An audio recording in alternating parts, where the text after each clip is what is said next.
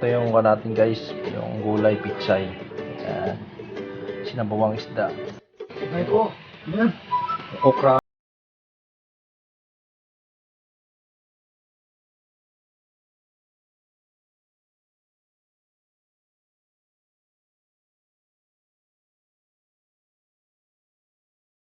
Yan. Ayan guys, ilagyan ng asin yan. Tapos lagyan ng yung sa mix. Yan. Yan para pampalasa na siya. Yung paminta.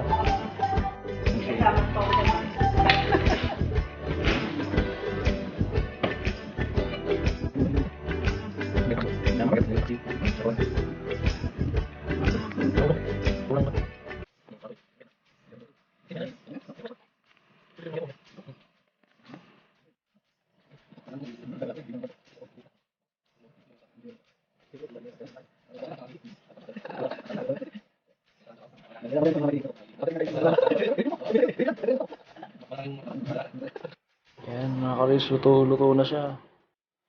Yan, kainan na.